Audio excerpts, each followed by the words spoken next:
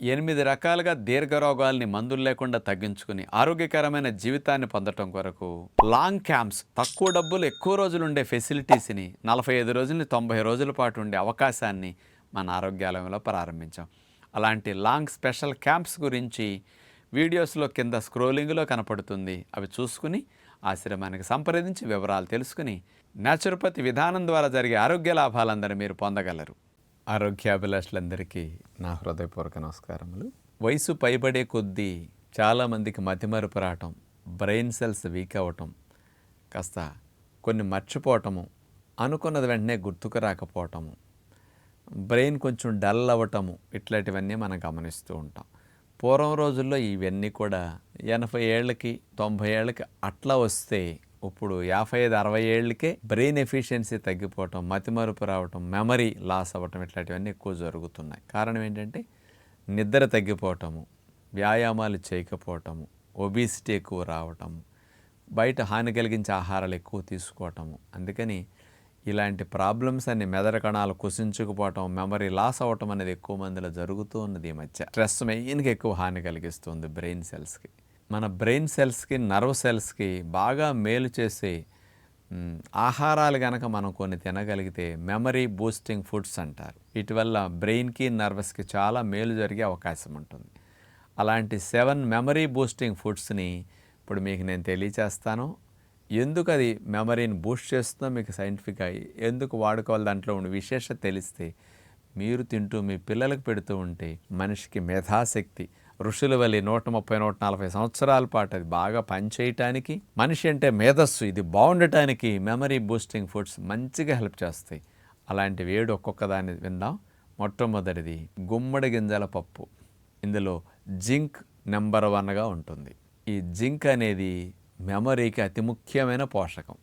ఈ జింక్ అనేది యాంటీ ఆక్సిడెంట్గా కూడా ఉపయోగపడుతుంది. అంటే బ్రెయిన్ సెల్స్ తాను రిపేర్ చేసుకోవటానికి కూడా జింక్ బాగా ఉపయోగపడుతుంది అనమాట. బ్రెయిన్ సెల్స్ని రక్షించడానికి జింక్ లోపం కనుకుంటే గర్భవతికి, పుట్టబోయే బిడ్డలకి బ్రెయిన్ డెవలప్మెంట్ సరిగా ఉండదట. కాగ్నిటివ్ ఫంక్షన్స్ అంటే ఆలోచన శక్తి, నిర్ణయం తీసుకునే శక్తి, మెమరీ కానీ ఇట్లాంటివన్నీ కాస్త తేడాతో పుడతారని సైంటిఫిక్గా రుజువైంది. అందుకని గర్భవతులకి జింక్ లోపం రాకుండా ముందు నుంచి ఆ జింక్ వెళ్ళేటట్టు ఆ ట్యాబ్లెట్స్, సప్లిమెంట్స్ని అందిస్తుంటారు అక్కడ.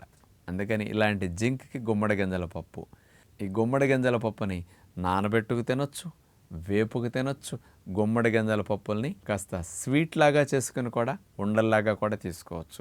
గుమ్మడి గింజల పప్పు కూడా నానబెట్టి పేస్ట్లా చేసి వంటల్లో వేసుకోవచ్చు. ఇట్లా అనేక రకాల గుమ్మడి గింజల పప్పుని మీరు బాగా ఇష్టంగా తినొచ్చు. మంచి టేస్ట్గా ఉండే పప్పు గుమ్మడి గింజల పప్పు, అట్లా వాడండి. ఇక రెండవ మెమరీ బూస్టింగ్ ఫుడ్ చూస్తే ఒమేగా-3 ఫ్యాట్ ఉండే ఎక్కువ తినాలి. ఇవి 3 రకాలు ఉంటాయి. మీకు ఏది ఇష్టమైతే అది సెలెక్ట్ చేసుకోండి. ఒమేగా-3 నెంబర్ 1 రిచ్ ఆహారాలంటే chia seeds, number 2 rich flax seeds, number 3 walnuts. Order ఎట్లా ఉంటుంది?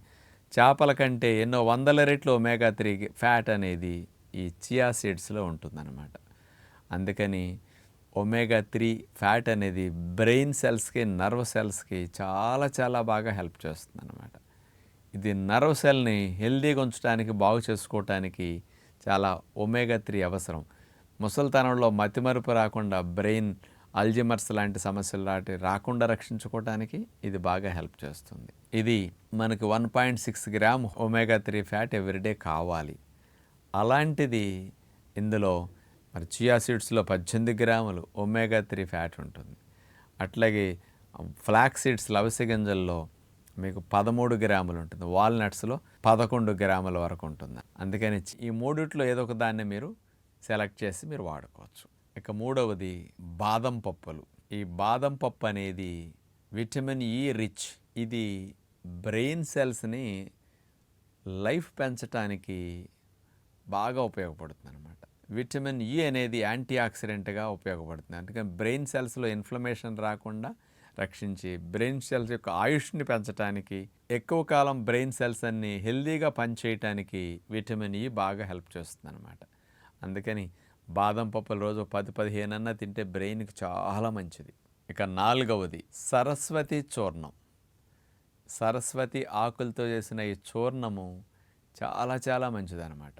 ఈ సరస్వతి చూర్ణం ఏంటంటే ఇందులో ఉండే ఫైటో కెమికల్స్ బ్రెయిన్ సెల్స్కి బ్లడ్ సప్లై పెంచడానికి, బ్రెయిన్ సెల్స్లో రిలీజ్ అయ్యే వేస్ట్ కెమికల్స్ అన్నిటిని బ్రెయిన్ రోజు క్లీన్ చేసుకోవటానికి, కొత్త నర్వ్ సెల్ బ్రెయిన్ సెల్ ఫార్మేషన్కి ఇది బాగా హెల్ప్ చేస్తుంది సరస్వతి చూర్ణం. అందుకనే పూర్వం రోజుల నుంచి ప్రతి ఇంట్లో పిల్లలకి సరస్వతి చూర్ణం అనేది, సరస్వతి లీఫ్ని చేసిన ఆ చూర్ణాన్ని పెట్టడం ఒక ట్రెడిషనల్గా మన ఆచారాలు ఎందుకు పెట్టారంటే బ్రెయిన్కి జరిగే లాభం ఇది అనమాట. నర్వ్ సెల్కి బ్రెయిన్ సెల్కి చాలా మేలు చేస్తుంది ఇది. అలాంటి దాన్ని వాడుకోవచ్చు.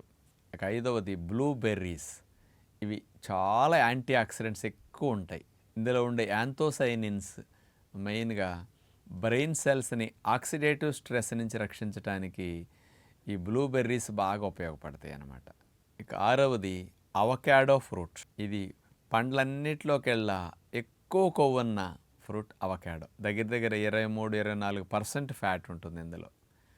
ఆ కొవ్వంతా మోనో అన్సాచురేటెడ్ ఫ్యాటీ యాసిడ్ అనమాట. అందుకని ఈ కొవ్వు బ్రెయిన్కి చాలా మంచిది. అందుకని బ్రెయిన్ హెల్దీగా ఉండటానికి ఇట్లాంటి కొవ్వు బాగా మేలు చేస్తుంది. కాబట్టి అవకాడో న్యాచురల్ ఫ్రూట్ చాలా చాలా మంచిది. దొరికినప్పుడల్లా చంటి పిల్లల దగ్గర నుంచి ఎవరికైనా అట్లా పెట్టగలిగితే బాగుంటుంది. ఇక 7వ మెమరీ బూస్టింగ్ ఫుడ్ తీసుకుంటే పచ్చి కొబ్బరి. అందుకని పూర్వం రోజుల్లో అన్ని శుభకార్యాల్లో కొబ్బరి ఎందుకు పెట్టారంటే బ్రెయిన్కి మంచి ఫ్యూయల్ లాగా కొబ్బరి పనికొస్తుంది. లారిక్ యాసిడ్ లాంటి ఫ్యాట్ కానీ, మీడియం చైన్ ఫ్యాటీ యాసిడ్స్ ఇలాంటివి బాగా ఉంటాయి. అందుకని బ్రెయిన్ డెవలప్మెంట్కి, బ్రెయిన్ సెల్స్కి మంచి కొవ్వు కొబ్బరి. అందుకని ఆరోగ్యానికి తినమంటే తినమని దేవుడి రూపంలో అయితే పెడితే ప్రసాదంగా పంచుతారు.